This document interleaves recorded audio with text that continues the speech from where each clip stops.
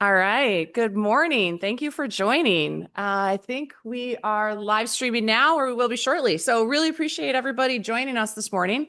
Our speaker, Conan Smith, is still walking in, which is just fine because we have a few other things to talk about anyway. So, he'll be here in just a second. So, first, I just wanted to give a huge shout out to the team that helps put this all together. Munir's actually out in the hallway, so y'all are going to have to let him know. I'm so grateful for Munir's help, Brian's help, Nate, who helps us from the technology perspective, and Sue Kohler, who helps. So, like, it takes a lot of people to put the pieces together. And I just wanted to let you know how significant it is to have all that support. So, really appreciate it. I should introduce myself. I'm Liesl Clark. I'm Director of Climate Action Engagement here at SEAS, School for Environment and Sustainability. And I'm fortunate to be also working with the Office of the Vice Provost for Sustainability and Climate Action, Shalonda Baker, right now, too. So really enjoying that opportunity to have a foot in two different worlds. And while I am doing a little bit of announcements up front, I also want to mention that we're in the midst of planning for Climate Week. So you probably have heard about it because we were hitting a whole lot of different streams to let people know. But we're around 65 events right now that are scheduled for that week. There are, I would guess, around 25 units across campus that are involved. And there's a lot of exciting opportunities to engage and connect. So please check out. Ooh, yay. Thank you, Kim. Please check out climateweek.umich.edu for more information and really look forward to seeing people there. And depending on how long it takes Conan to get here, I'll give you some advertisements for some of those events too.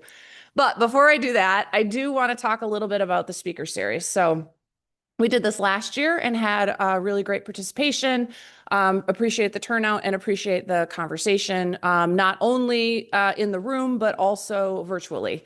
So it was great to have people connected and watching the YouTubes online. I actually had a researcher reach out to me from a different university and say that he'd watched all of them and he was working on some research around the clean energy transition in Michigan. And would I please keep doing it because he really wanted to hear from X, Y, and Z. It's like, okay.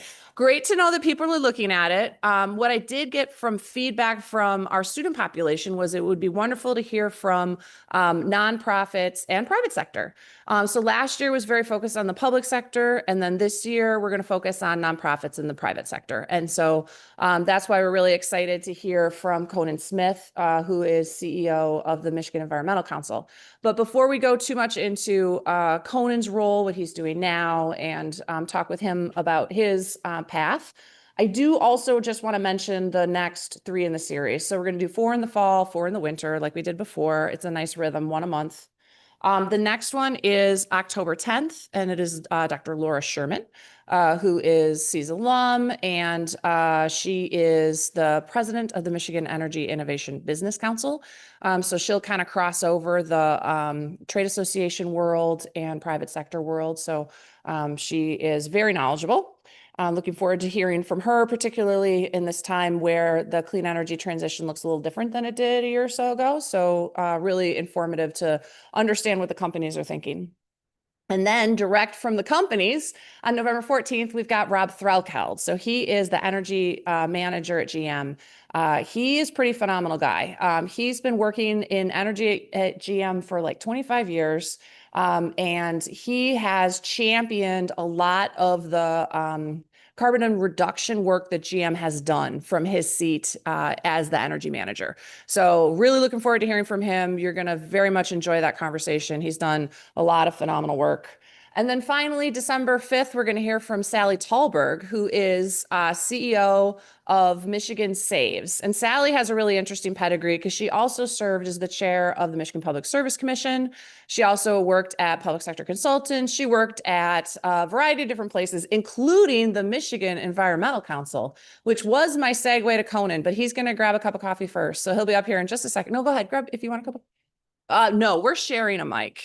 So before Conan joins me, I do want to say that our technology is a little different than it was up in 2315 for those of you who joined us last year. So we are trying out something new, which is moderated YouTube. And so Munir is watching the YouTube stream. And so if folks are following along from North Campus, from their offices, or perhaps from Arizona, hi, Mom, they can ask us questions on YouTube. And so we're really excited about that addition. The only bummer about this room is is we are going to share the mic. So other than that, it'll be fine. So I'm so excited to welcome Conan Smith, who's the president and CEO of the Michigan Environmental Council. And Conan, I did a little bit of upfront about the speaker series, which I told you about the other day anyway. So really excited to have you here with us this morning. Thank you for making the journey across campus and across town. I love C's. I wish that they had accepted me as a student when it was SNRE. I ended up as a creative writing major over at the residential college where, they don't give grades, just evaluations. It was a better sitch for me. So lovely human beings in the room today. Nice to see friends here as well. Thanks, Liesl. Yeah, well, so glad you're here. So this is a great place to start. So what I'd like to do is we'll talk for a little bit, and then I'd love to take some questions either from the YouTube stream or from folks in the room. So let's start a little bit with you. I'd love for you to tell us a bit about your career path and about your story. I'm going to hand you this so that you feel powerful. The microphone. So I'm born and raised in the Ann Arbor area. I'm 53 years a Washtenaw County resident. I love this place, but I didn't want to come to school here, actually, despite it. My grandfather was the first Black professor here at Michigan, and we had a strong affiliation with the university through lots of different angles and venues. And so, of course, having grown up very, very close to U of M, I wanted to be as far away as possible as I graduated from high school. My favorite stories about this, you apply for a lot of positions or a lot of admissions around the country, and I really wanted to go to Howard in Washington, D.C. And that was about as far away as I could get. I thought that would be acceptable. And one day, my mom asked me if I had heard from Michigan yet, and I had this apparently very sheepish look on my face, and she said, "Have you applied to Michigan?" And I had to admit that I hadn't. She sat me down at a typewriter and made me fill out the application. Then she drove me here to make sure that I actually dropped it off. And much to my initial regret and much to my long-term deep satisfaction, I did get admitted to Michigan and got to hang out and become a Wolverine. So it's really nice to be on campus with everyone. I really love being here. My pathway to the environment also came from my parents. They were both shockingly exciting outdoors people. And this is in an era where Blacks were not really recognized in the outdoor. I mean, we're still not, right? It's still a outdoor recreation, especially in the wildest parts of this state and this country are still have some barriers to Black participation. I have this picture of my mom and my dad barreling down some rapids in Canada on the White River, or excuse me, as a Black River, black, white, whatever. I like them both. And she was pregnant with me. She's screaming, and I'm sitting in there in her belly having a good old time on the river. And I've loved rivers ever since. Still, like if we start to talk about the places to go in Michigan, everyone's going to talk about Lake Michigan and how beautiful it is, and the sunsets are gorgeous. And I'm going to tell you the best places in Michigan are hidden on the interior. The rivers and the inland lakes, just too precious. I was a Boy Scout, very active. I was an Eagle Scout, loved being out in the woods, got all my woodscraft from my parents, and got a lot of leadership skills from my grandparents and my parents. And when I got here to Michigan, I really did, like many students, not have a great idea of the direction that I wanted to go. I was super grateful to find the residential college because I had been looking for a smaller venue to be within, and I found a real home there. It gave me an opportunity to do a whole diverse set of studies, and I did all of those pretty poorly. I was invited to take a year sabbatical. I don't think we do that with students. And I used that time. I guess I was a terrible student. So I used that time actually to sort of reconnect with nature. I had been, as a student, I felt a little divorced from it.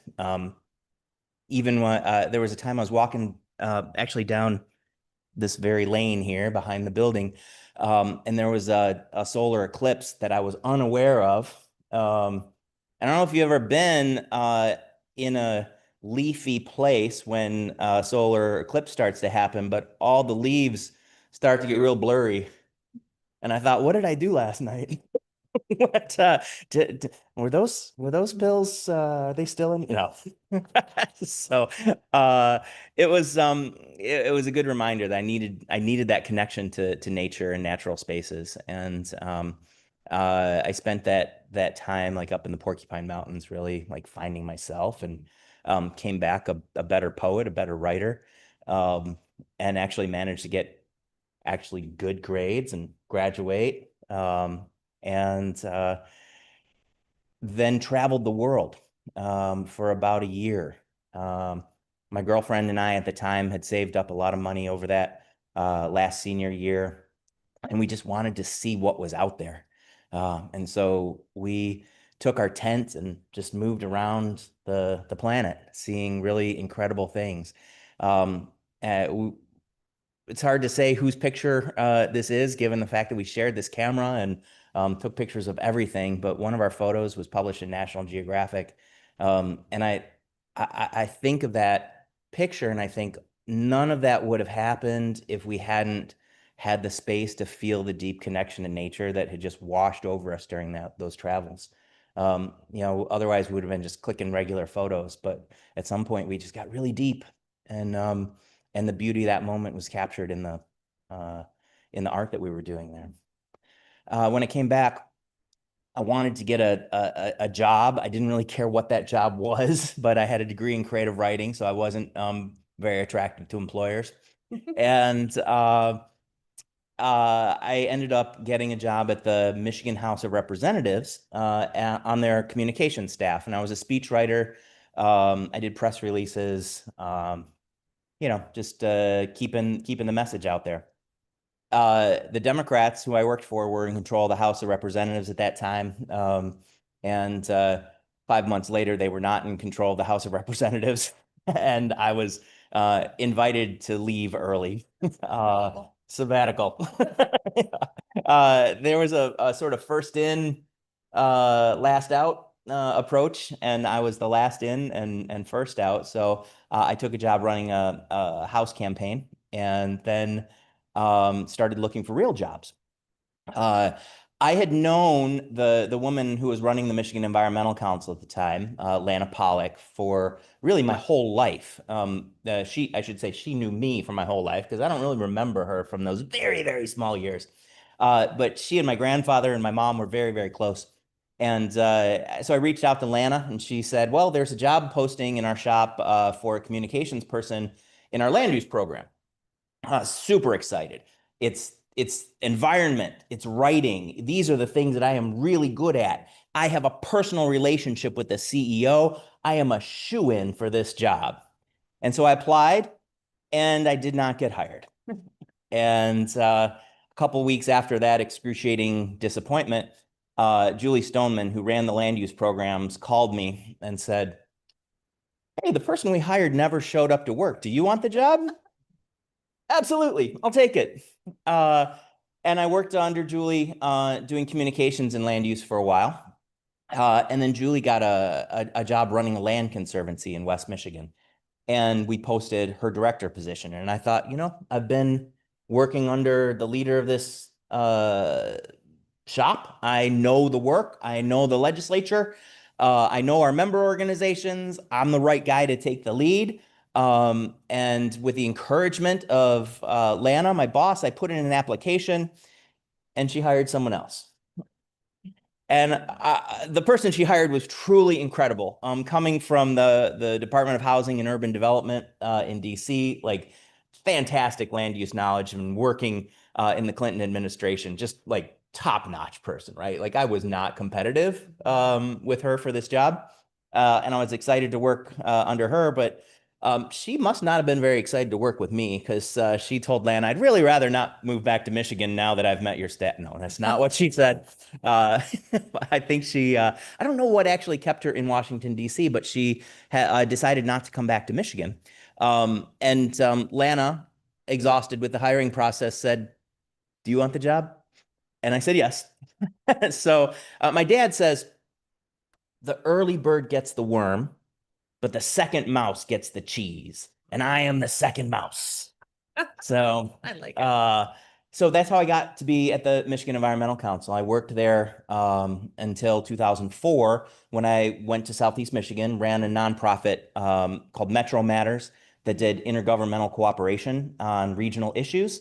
Um, then I taught at the Ford School for a little while, helped run a program called the Detroit Metro Area Community Study, and I taught intergovernmental cooperation, and I ran the policy scenario that they did every year. It was great fun. Love that work. And this job came available at the Environmental Council in the CEO position. I got a call from a headhunter, and I said, "Absolutely not." I've been a nonprofit CEO. It is thankless work. And right now, I may not make a ton of money, but I walk from my house to my job, and it is truly glorious. Plus, they had incredible talent at the organization that I thought would just step up into the role. Their CEO at the time had been tapped to be the budget director of the state, and the policy director, who had this extensive set of relationships inside state government, stepped up into the CEO position. Perfect transition until he too was stolen away by the Whitmer administration. How did that happen? I don't know. There was a new director at Eagle who just poached all of the environmental council people. That's a different story. Uh, and then there was this guy who was running special programs for them, who'd also been with the organization for 20 years, and he stepped into the interim CEO role, and I was championing him to be uh, the CEO. And I went to a party for James Clift to say farewell from his MEC days, and I saw this guy trapped in the corner by the staff who had decided that he was fresh meat as the new CEO. We went for a walk, and he said, "I don't think I want this job," and uh, so I applied.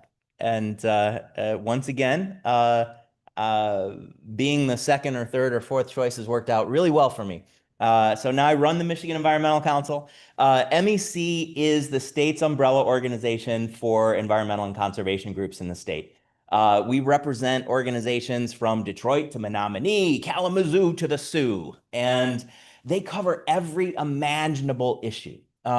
They work on they're like chapters of national organizations like the Sierra Club or the Michigan League of Conservation Voters or Clean Water Action.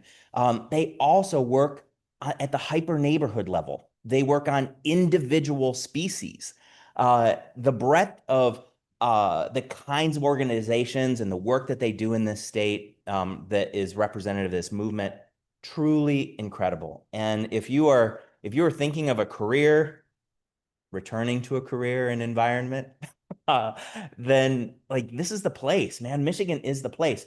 There are 1,500 nonprofits in this state that do this kind of work. It's an incredible network, and it's every one of the people in there passionate, loving, caring, great to be around. So I'm really pleased to be here in this movement. So glad you're here and so glad you're leading this movement. And, you know, you have laid out a wonderful story of your history. Can definitely see your creative writing skills. So obviously you did pretty well in college because it Let me graduate. Yeah. But I was wondering if you could talk a little bit more about MEC and that breadth particularly, because I do think that it's pretty phenomenal. And to your point about from the hyper local to the big issues like Bottle Bill and Line 5, and you work on that whole breadth. And so I was just wondering if you could dig a little bit more in there, because I think people are really interested in the micro and the macro. Yeah. So this organization started in 1980. It's a really fun background story on all this stuff.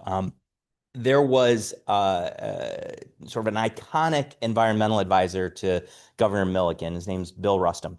And Rustam helped launch a number of critical environmental issues that made Michigan a national environmental policy leader. We fought toxins as a state. We had one of the first bottle bills in the country. Much of this thanks to the leadership of Bill Rustam, and of course the supportive and engaged leadership of a governor at the time. And Bill decided to leave the administration. And uh, another icon in our history, reporter at the Detroit News, Hugh McDermott, just Hugh McDermott, I think was his name at the time. Uh, he wrote this fantastic column, sort of lamenting Bill's departure from the administration, and saying the environmental community has no idea what kind of a leader they're losing in this champion. And the only way that they could possibly continue this momentum is if they created something like a Michigan Environmental Council. And within months, 6 organizations across the state had come together and done just that. So they were organizations big and small, local Audubon societies, the Sierra Club, groups like that. And they joined forces to make sure that representation in the Capitol on their issues was consistent and coordinated. And for many, many years, that was all the Environmental Council did. We had a single staffer up until the mid 90s, really. And at that point, our new CEO, Lana Pollock, had a bigger vision of what an environmental council could mean for this state. And she worked to broaden the membership, to reach out to these other organizations.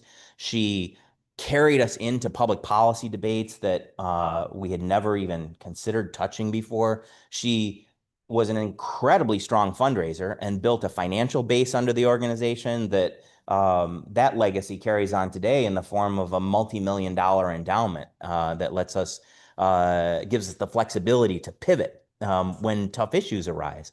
And so the Environmental Council really became this different kind of force.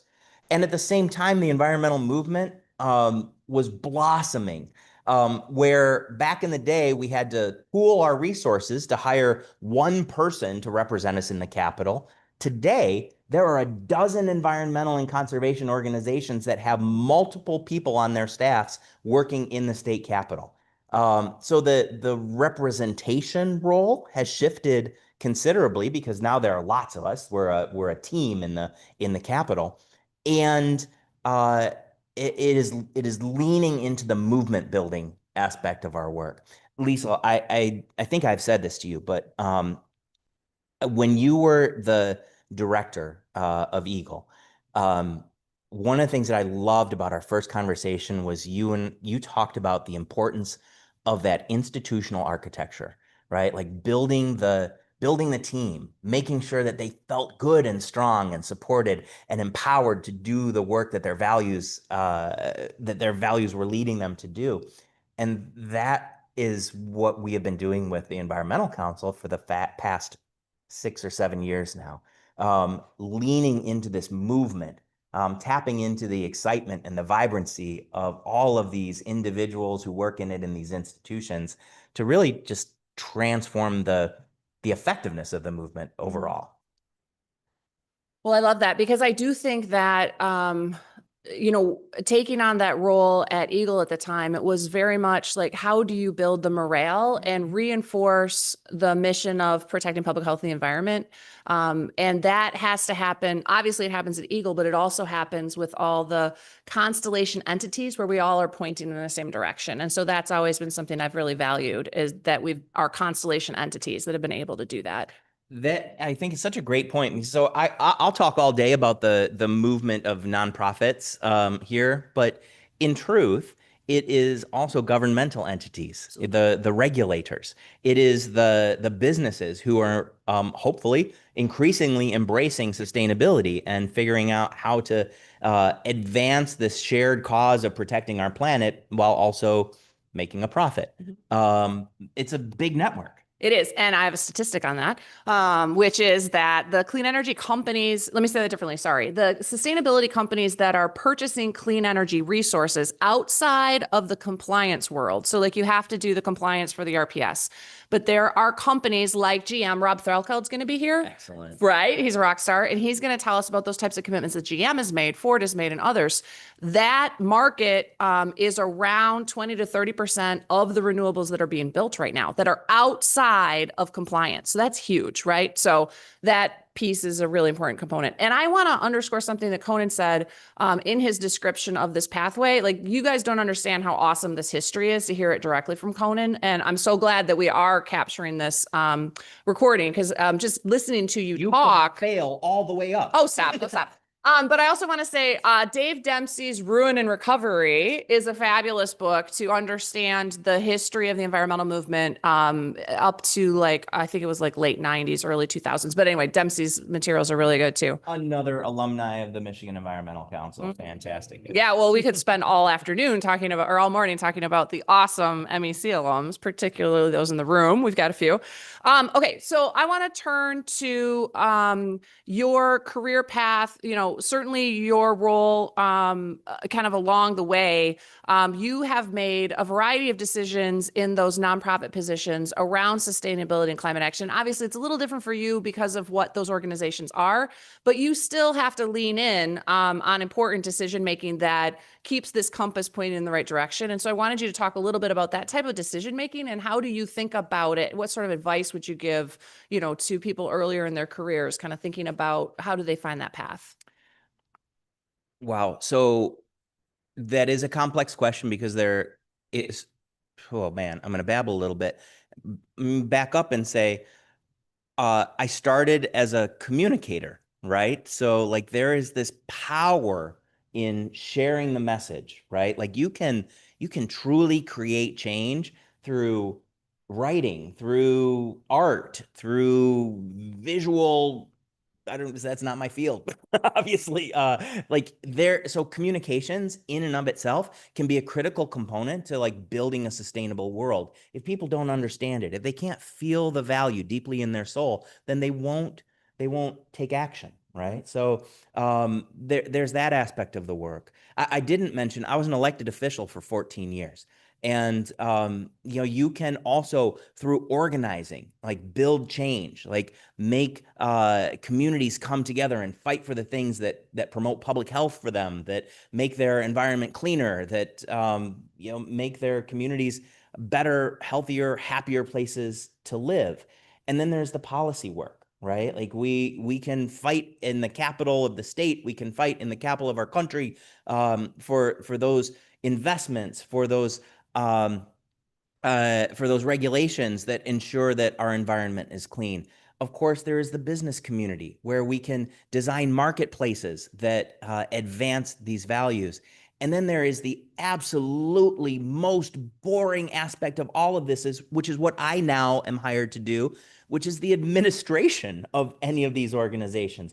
And we're making choices about, are we going to power our building with green energy? Are we going to put an electric charging station in our parking lot? Are we going to buy paper that's recycled? Or are we going to stop buying paper because we've moved everything digital? Right? Like those, in any aspect of your career, you will be able to find a way to integrate sustainability principles, goals, objectives, and have an impact, whether that is large or small. Is there a place, Liesl, that you'd like me to dig in deeper? I was just thinking about your work even before MEC. I mean, I feel like your positions have always been in the kind of sustainable environmental space. However, there's also decision making that you make when you're in those executive director type roles. I mean, for you, it's a little bit different than from some of our other speakers where it's a little bit more complex because you just like, it's all you. Yeah, that's all we do all day long, right? All you do. Try to live those values. So sure, as when I came to Metro Matters, this is a coalition of suburban city governments originally, and their keenest interest was really around municipal finance. Not They're what you think of as being sustainability oriented. There you go. exactly It's a good right. one. So they were losing population, their tax base was declining, so their municipal revenues were declining. They were small cities with not a lot of capacity, right? In some of these communities, an individual staffer would wear 3, 4, or 5 different hats, right? They are the planner and the public works director, for example. That just because a small community like that, that's the wherewithal that they have. And when you start to talk to them about sustainability issues, that's the last thing on their minds, right? They're like, we have to pay the fire department and the police department, and being able to enter into a conversation about what oh my gosh, I just lost a name. Weggy. Peter Weggy. What Peter Weggy wrote about, this great triple bottom line, right? Like where we can focus on the economics, we can focus on the ethics, but we also can focus on the environment. And we can win in that broader context, holding all of those values at the same time. And so talking to city leaders about that really resonates, right? Because their residents absolutely demand, need public services, but their value systems are built around the same things that motivate environmental policy advocacy: a good, healthy, clean place to live. And so we were able to work with these small cities to do things like build a regional energy office with 31 cities pooling all of their resources so that we could secure massive grants to do energy efficiency and renewable energy work. We had a program for the Southeast Michigan region that included the city of Detroit and 30 suburbs, and we spent more than $250 million over the course of 2 or 3 years doing this fantastic energy efficiency and renewable energy work. We pulled a group together of small cities, very small cities like Ypsilanti and Hazel Park, and working with the state, designed a program for climate planning in small cities. Because, as you know, from the state level, climate planning is super complex. Like, how many people did you have in the state's climate planning process? Over 1,000. There you go. Right. That is not happening in Ypsilanti. Right. So we pulled these groups together and we designed a small city climate planning program that could be replicated in other cities. Created a workbook, like, hey, here's, you want to figure out how to reduce your carbon footprint. Think about introducing bike lanes into your community. Here's how you quantify that impact. Increase the recycling rate. That has a quantifiable impact. These are simple municipal oriented things to do that also have a tremendous sustainability output. Interesting sidebar story about this. The city of Hazel Park had a couple libertarians, I think I would describe them as, on their city council. And so we came and we presented the climate change plan for Hazel Park. This document we'd been working on for, I don't know, 9 months. Lots of communication about it. We get it in front of city council and it gets shot down. And I was like, you got to be kidding me. What happened? Right. And I went and talked with the city council members, and I learned that they really were opposed to the concept of climate change. Nothing in the report, none of the recommendations, none of the tactics disturbed them. They just didn't like the word climate change. And I thought, well, that is absolutely nutter butters, but okay. And so we changed the cover to say Hazel Park's energy plan. And it passed at the next city council meeting. Like, these are not issues that people really don't want to see advanced. We fall into the rhetorical debates, and we can get in our heads about the political divisions around that. But at the end of the day, energy availability, critically important. Clean energy, critically important. Clean water, I'm not going to live without it, right? Like, these are bread and butter issues to everybody.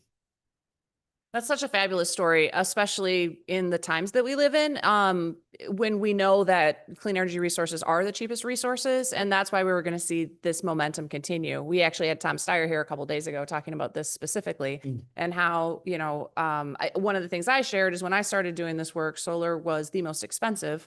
Solar's come down 90% in cost in the last 10 years. And I love that you mentioned Peter Wege. Of course, the Center for Sustainable Systems is a Peter Wege endowed entity. Lecture coming. We are super excited to be following in your footsteps and having Governor Granholm here, Secretary Granholm here, in a little bit for the Wege lecture. So really excited about that.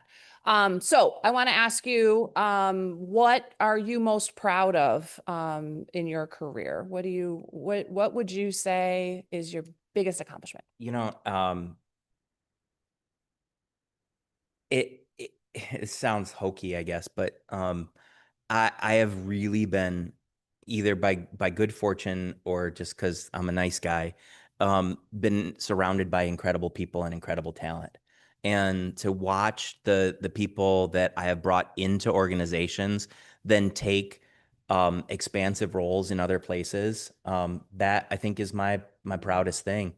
There's this guy's my best friend. His name's Brad Garman. I hired him for a part-time 20-hour a week, $10 an hour job back in the late 90s. So maybe $10 was a lot then, but I don't think it was either. And he moved all the way from Kansas basically to be my secretary. Like the main complaint about me at the organization, which I inherited directly from my mother, is I am a mess. Like, I had piles of paper everywhere. And my boss was like, "This is a disaster. Like, yeah, hire an assistant and get that stuff cleaned up." And so I hired Brad Garman. He came in, and he took all the papers off my desk, which was great and exciting. And then he proved to be this guy who had a real passion for outdoor recreation. He started a coalition of organizations, of our member organizations, that he called the Active Living Coalition. And it had horseback riders and snowmobilers and hikers and bikers. And we were just talking about how we create outdoor recreation as a integral part of Michigan life. Today, Brad runs the state's outdoor recreation industry office. Like, he's in the department, or it's not a department, MEDC. Oh, MEDC. Yeah. Okay, yeah. Michigan Economic Development Corporation, quasi-governmental body. But he's leading this at the state level now. Incidentally, when I got hired back into MEC as the CEO, I picked this office on the second floor that was being used for storage of boxes and desks, but it had a really nice view. And as I was getting everything cleared out of there, I found the box that Brad had taken all the paper off my desk and stuffed in. Never actually filed it. It was still there. And this is like 15 years later. It's still in my office, unfiled. So the people, right, are the thing that I'm most proud of, like having worked with so many and brought them in. Just love that. And that actually helps me better understand why I've always enjoyed being around you, because I feel very similarly. So, all right. So what are you most excited to work on in the next 6 months? So the thing that is taking most of my time, so I don't get to do very much policy work anymore. I'm an administrator at this point, and I have this incredible policy team. The Environmental Council, I mentioned that we started out as like a one-person staff. We're 30 staffers now, and about half of our staff work in the Capitol as lobbyists or policy advocates, and another 15% of them are doing communications work, and another 15% of them are doing engagement and outreach, membership building, movement building work. And then I get to do things like make sure that paychecks happen and, It's important. the important fun stuff. They do let me do a couple of policy things though. And so at the sort of writ large scale, looking out across the state, what I am really excited about right now is work that our team is doing to modernize Michigan's bottle bill. This is the 10-cent deposit on our cans and bottles. It only applies to about 57% of the containers in the state right now. It's beer and it's pop, right? So you surely, if you go to a football game, well, no, not here. Do you guys still use bottles at the Michigan football games? I feel like, Yes. yeah, Like pot, like water bottles, yeah, like or yeah, like disposables. they're recyclables. Yeah. So yeah, recyclables. That's what I mean. Not never dispose of it, just recycle it. But better yet, put 10 cents on it, right? And recover it in a completely closed loop system. If we can get the water bottles, the juice bottles, the Gatorade bottles out of the recycle and waste stream and into a closed loop system, it's incredibly powerful for climate. It has the equivalent of pulling if we expand just the expansion to those bottles pulls the equivalent of 100,000 cars off the road, right? Like it's a tremendous opportunity to have a climate impact and to also like transform the waste and recycle stream. Incredibly difficult to reform though. This was a policy that in the 1970s was created through citizens initiative. And so it can only be changed either by the citizens themselves or by a 3/4 vote of both chambers of the legislature. So huge lift. And how many bills have they passed this year?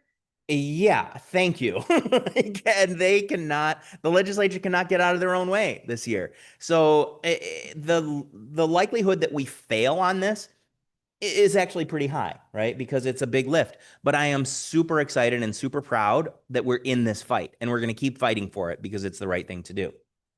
I do have a completely like unseen project that I'm very, very excited about, which you probably know lots about, having been the department director. So in Michigan, well, everywhere, if you are a business and you are going to pollute, because businesses pollute, this is the other thing that like we all need to embrace, especially the business leaders. If you are in business, you are going to create pollution. That's okay. It's what you do about that that matters, right? It is going to happen. And what are you going to do about it? In Michigan, if you're going to pollute, you have to get a permit from the state to put effluent into the air, right? Very standard stuff. If you violate that permit, there's an investigatory process that starts with self-reporting, which, maybe that works. So there's an investigatory process that might lead to an adjudicatory action, and that might be a fine. Like an enforcement action will come from Eagle, says you violated your permit, the damage is X, and your fine is Y. Well, the business has an opportunity to pay that fine outright, or they can do what's called a supplemental environmental project. They can take a substantive portion of their money and work with a nonprofit organization on the ground to mitigate the harm that they've created in the community by violating their permit. In Michigan, only about 20% of the fines or the enforcement actions get converted into supplemental environmental projects. In California, in Colorado, it's like 80%.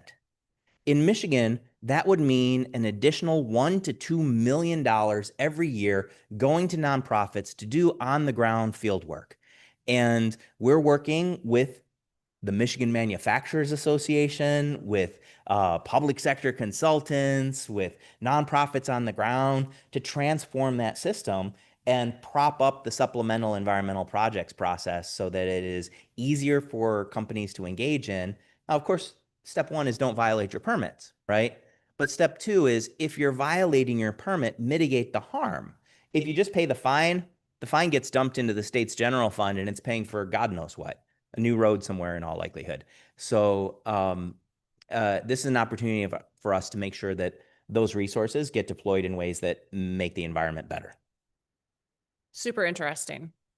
Okay, I want to move to lightning round so we can take a couple questions from the room and then see if we've got any online. No, none online, Monier says. Okay, great. Well, then it's all on you guys. So I have a lot of faith in this room. Okay, lightning round first. Favorite place? Pigeon River Country in the heart of Michigan. Beautiful river, secret lakes. Everyone should be there. It's the big wild. Love it.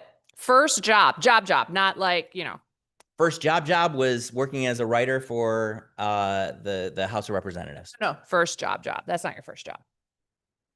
Like first job I got paid for? Yeah. Oh, I carried canoes for Skips Huron River Canoe Livery on. Okay. That's what we wanted. Okay. Recent book or podcast that you think people should be listening to or reading? Oh, that I think people should be listening to or reading. Well, I'm reading Seize the Day by Saul Bellow. It's a Pulitzer Prize winning novella. It is one of my favorites, and it speaks to rising above despair. Anyone experiencing despair? Yeah, Seize the Day. That's a great one. Okay, thank you. I haven't read it. It's not going on my list. All right. What never fails to make you laugh? No spit takes.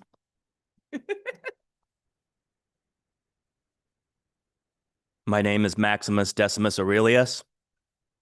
Oh, my name is Jeff. That's a good one. That's my favorite thing. Oh, that's a good one. That's a good one. Okay, I love it. All right. Okay, returning to the room. What sort of great questions do you have for our special guest? Whoa, back. Okay, we'll go James first and then to the back. So in a lot of your jobs, you've been the second or third or fourth mouse. Yes. How do you then step into a leadership position like that and not second guess yourself? Boldly and with blinders on. Okay, repeat the question. Oh, okay. So when you come into a job as the second or third choice, how do you come into that space and not second guess yourself? Well, I tell you, a lot of leadership is arrogance. In all fairness and honesty, like if you're going to take on a CEO role, you have to have an unreasonable belief in yourself and your ideas. Unfortunately, we see that everywhere. But I will say. The thing that has worked for me is deep engagement of the people around me. So when I came into the Environmental Council, I had actually just lost a primary election for my seat here in Washtenaw County. I had been somewhat summarily dismissed from my previous role, and one of the staff members, who was a leading voice on the staff, lived here in Ann Arbor. And now this was fascinating. I tease her about this all the time. I was the only candidate left, right? Like, so I was getting the job, and they were bringing me in to meet with the staff. And she grilled me, and she was like, with your damaged reputation, how do you expect to raise money for this organization? Right? And I'm like, oh man, believe me, lots of second guessing like emerged from that conversation. But my response is simply to like dig in with that team, let them know who I am. Like, I got the job, maybe second, maybe third, but I got the job because I have skills and talents that the people who are making the decision to hire respected and wanted at the table. And if you're authentic with people, if as you can see, I don't mind opening myself up and being vulnerable. I think they come along with you in the end of the day. And right now, I have an incredible team, right? Like some of those people who are with me, who were on the team when I started, opted to leave. Didn't like my leadership style. Some of them stayed. But this organization, the Environmental Council, our budget is 3 times the size it was in 2019. Our staff is almost 3.5 times the size it was in 2019. I didn't do that, right? Like that was the team buying into the vision and the mission. And they only got that because I was willing to share it with them authentically. I hired a couple people away too. Right. My bad. My bad. Okay, back in the back, please. Hello.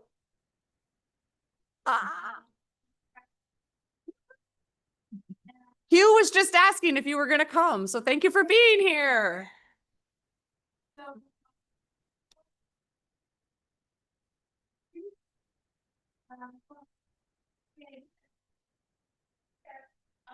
Conan, they've already had, like, in the last 2 terms, different students have done stories about vaudeville. Yep.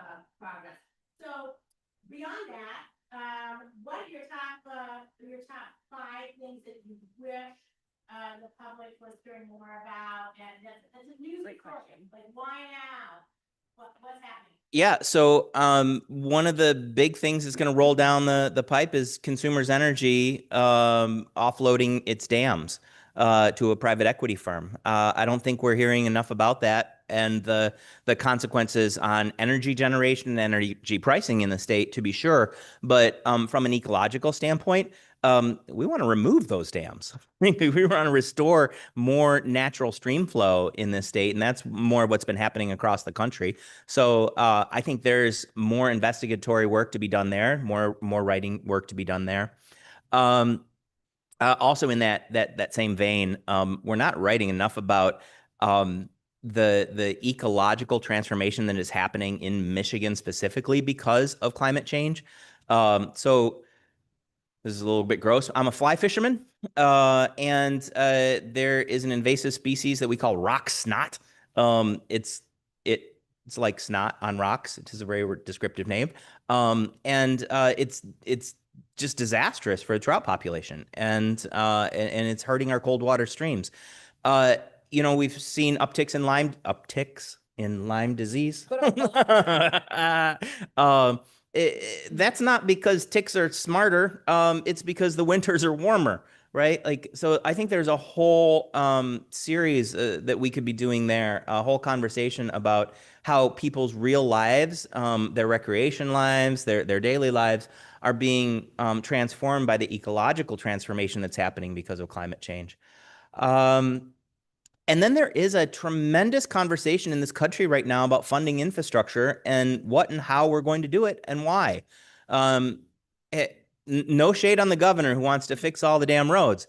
But I think we should be really thinking carefully about the future of mobility and transportation in this state and asking why we have so many roads in the first place and how we are going to pay to maintain them. And if we can shrink the amount of vehicle miles traveled, that's going to be fantastic for our ecology. I would love to see us thinking more intentionally about taking road money per se. In Lansing, like, everything is road money unless it's a tax break for a company. So I want to take some of that money and put it into green infrastructure in our communities, right? Like, we do have an infrastructure crisis in the United States and in Michigan. I'm not sure it's roads. I think we should be paying a lot more attention to water, frankly. So, Amelia, those are three that I would love to read more about, especially since that's how I learn. Journalism's the where it's at. Mm-hmm. Steve? Yeah, thanks for coming. There's obviously been a change in terms of the national political environment around environment and climate issues. So how is that affecting the environmental community? What's been the response in terms of fundraising strategy, as well as advocacy strategy? Yeah, so I sort of tossed out this phrase, but I'll reassert it. Michigan needs to become a national environmental leader again, and even more so now. As the federal government abandons its responsibilities to environmental protection and hands off responsibilities to the state with no resources, mind you, we have got to be bold about regulatory structures and rethinking existing regulatory structures in order to advance environmental protection. We've got to strengthen our laws. We've got to strengthen the sanctions. If we want to protect this place, it's on us increasingly. And so what the environmental community has been doing more and more intentionally is thinking about the transformation of that policy and legal environment in which the environment exists. I'll give you an example. This could be an interesting guest for you to have. Former Governor Rick Snyder, who had some major negatives on the environment during his term, but he also had a transformational impact on the city of Detroit and our major metropolitan region. I met with Rick month and a half ago because I'm very curious about how people on the right side of the aisle are envisioning environmental protection because they have those values, right? I come at it from a regulatory framework, like, don't pollute, right? And if you pollute, slap your hand. Rick said to me, hey, environmentalists have one lens on this, business has another lens. For businesses, environmental protection is a cost center in their business. And for environmentalists, you say that's okay. You're like, great, it costs you money. Well, that's not what motivates business to behave. What motivates them to behave is not actually cost savings, it is competitive advantage. And so, how do you transform the regulatory system to give competitive advantage to those actors who are doing good by the environment and diminish the competitive advantage of those actors who are not? And so I think there's an opportunity for us in rethinking Michigan's place in environmental regulation where it doesn't end up actually costing us more money to do better work, but we've effectuated a transformation in the system. This incidentally works in other areas. Rental housing. When I was a student here, I paid my way through school as a fix-it guy for a fellow who owned a bunch of houses around Ann Arbor. So I had about 40 tenant units that I was responsible for. And I'd come in and I'd change the light bulb for people who didn't know how to change a light bulb and things like that. Every single year, every single one of those units went through an inspection with the city of Ann Arbor. The guy I worked for, he loved housing. He was a housing rehab guy. So the way that he had acquired all of his houses is that he and his wife lived in that house, renovated it to their living standard, and then turned it into a rental unit and went and lived in another house. Like, their houses were immaculate. We never failed an inspection. And yet every year they paid me hundreds of dollars to sit there while someone walked through and inspected that house. Well, today we don't do that. If you pass your rental inspection with flying colors, you get a pass for a year. And so we're putting our inspection resources towards the bad actors, not putting that burden on the good actors, which puts the good actors at a competitive advantage financially. So can we do that in environment as well? I think that's possible. And Steve, those are the kind of conversations we're having.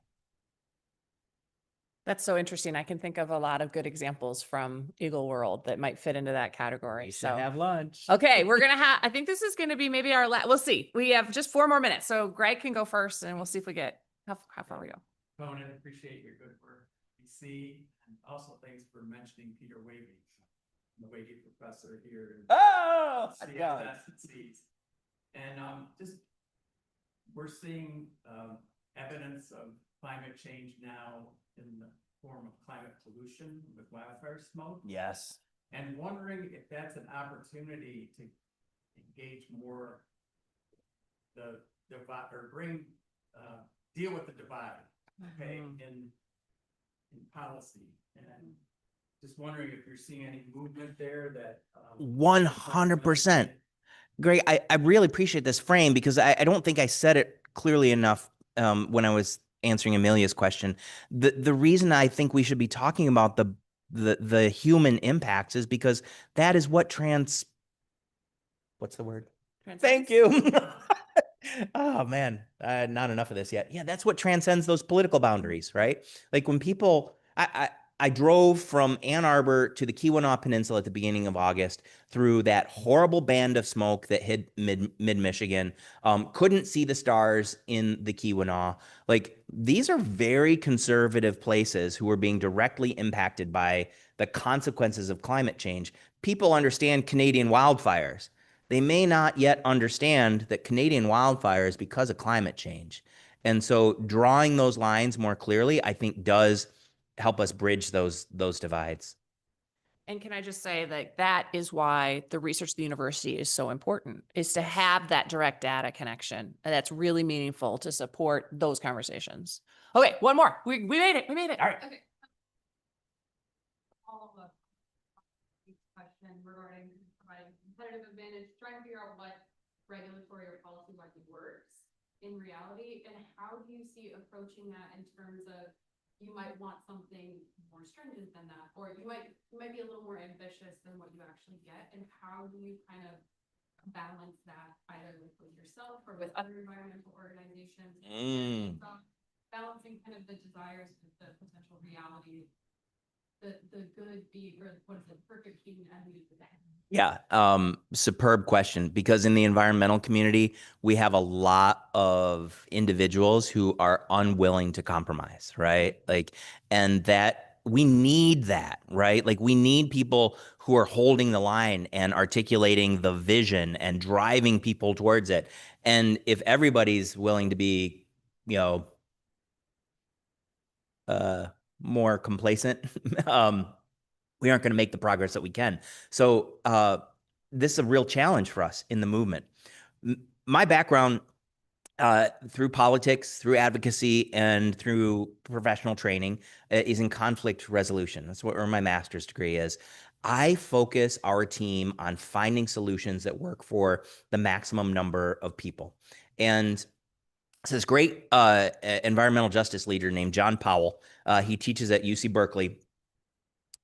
John talks about an approach that we call targeted universalism. You start with the universal. Everybody wants clean water. Did you know that some people don't have clean water? Shouldn't we target our resources towards those people that don't have clean water? But we're asking people to enter the conversation from a place that they completely understand and agree. So rather than opening with the conflict, saying that somebody's doing something wrong, we start with the value that we all share. And once we have agreement on that value, which is frankly pretty easy to achieve because people are primed to fight. And if you come at them seeking agreement from a place where you have very reasonable expectations of agreement, it's going to transform your dialogue. And you can step down a degree from there and say, we do this, for example, on in the environmental community on water withdrawals from the Great Lakes. There's a regulatory framework for that. Our value says that we want to keep all that water in the watershed, keep it in the ecosystem for sustainability purposes. Our principle that underlies that is that water should not be commoditized. Now, that's not our value, right? There may be people who think that it's okay to commoditize water who also share our value of keeping the water in the system. So maybe we disagree on the principle, but we agree on the value. If we agree on the principle, how do we actualize that principle in policy? What are we actually going to do on the ground? We'll probably disagree there too, right? Like there will be some disagreement on the action, but then we'll just bounce back to the principle and say, hey, like, okay, we don't agree on the action. We do agree on the principle. How do we make some progress then that is mutually beneficial? It is tough work, and you don't always get all of it. But every once in a while you do, and it blows your mind. At the beginning of the Whitmer administration, we had Republican leadership in the House and the Senate, Democratic governor, and we got $4 billion of water investment in this state because Michiganders hold a common value about water. And we were able collectively to leverage that value structure to get the biggest investment that we've ever seen. Yep. Pretty proud of that work. Yeah. Yeah. Awesome. Well, before I ask you to thank Conan, that was a great place to end it. And you and Steve should have a conversation about Steve's negotiation class because I suspect you might now be a guest speaker. But so many people who've come through this class. Charlotte Jameson. yeah, everybody, Steve a lot of talks about us it all have the learned time. from Steve. I want to remind you that we're back here on Friday, October 10th, same time, same place for Dr. Laura Sherman, who's president of the Michigan Energy Innovation Business Council. I certainly invite you to have that, to come and listen to that conversation too. So please join me in thanking Conan so much for his time. Great to be with you. Thank you, sir. Thank you. Thanks for coming.